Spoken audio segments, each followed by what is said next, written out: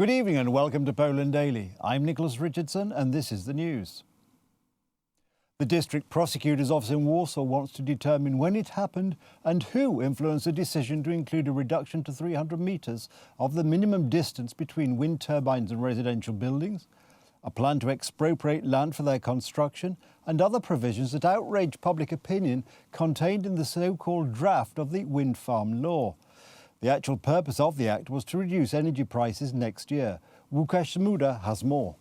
On the 1st of December, MPs from the Suwerena Polska Party and Law and Justice notified the prosecutor's office of the suspicion of the committing of a lobbying crime in the so-called wind turbine scandal. The District Prosecutor's Office in Warsaw has initiated an investigation into the suspicion of committing the crime of paid protection in connection with the preparation of a draft amending the Act to support consumers of electricity, gas, fuels and heat, and certain other acts, as well as its legislative course. The bill is officially a parliamentary project, but just a superficial analysis of it shows that MPs did not write it. These are detailed regulations. This may indicate the participation of companies in drafting the provisions of the Act. The proposed regulations include, among others, the possibility of building wind turbines within 300 metres of residential buildings and expropriating citizens' land for the construction of wind farms. Prime Minister Mateusz Morawiecki yesterday appealed for the establishment of an investigative commission. Gdzie, panie marszałku? Where, Mr. Speaker, where, Mr. Donald Tusk, this bill has been written.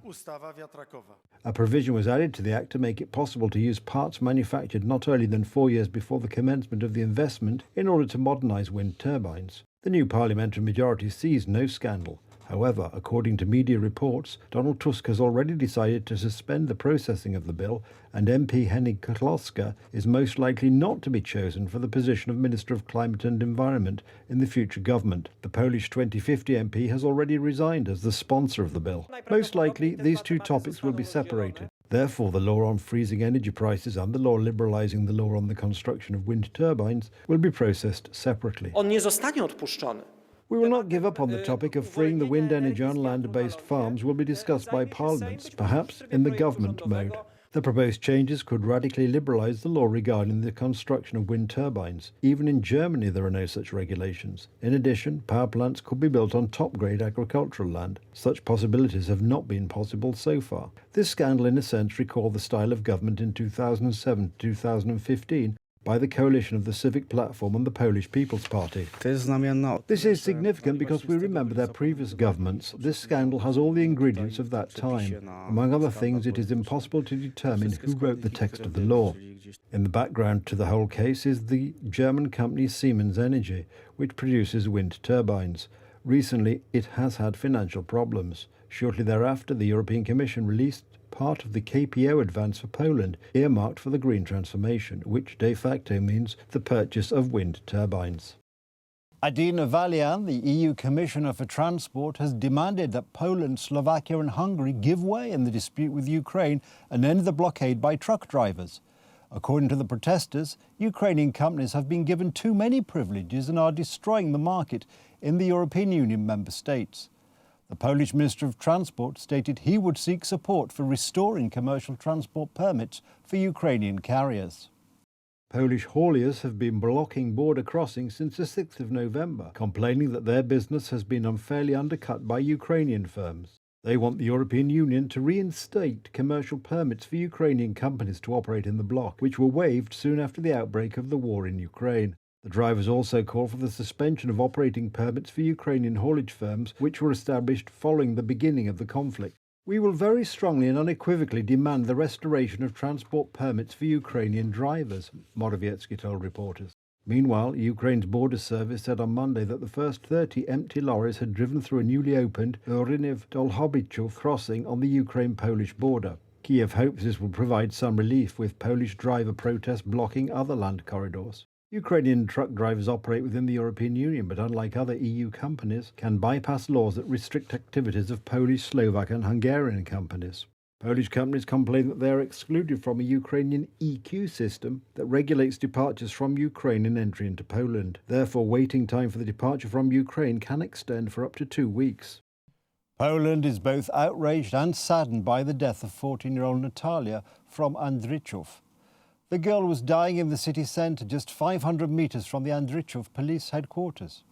She had her phone with her at the time, and her father had previously been told that she was feeling unwell, and he asked the police to track her. Preliminary autopsy results show that she suffered a massive brain hemorrhage, which led to brain swelling and, consequently, her death. Disciplinary proceedings were initiated against 4 police officers, and the TVN broadcast the child's funeral on a paid platform. Media hyenas. No ethical boundaries. TVN promotes paid broadcast of 14-year-old Natalia's funeral. The web is boiling over. Hyenas. Hyenas. TVN claims to want to move consciences, so you can see that they are speaking to people with problems in this area, only there to move consciences. The station has treated its viewers as heartless people. The message is that those who pay to watch this broadcast are people without conscience. No one has offended their viewers so much. I leave aside the question of the feelings of the family of this unfortunate victim. Venezuelan President Nicolas Maduro accused ExxonMobil and the United States government on Monday of trying to tarnish the results of a referendum that rejected an international court's jurisdiction over a territorial dispute between his country and Guyana.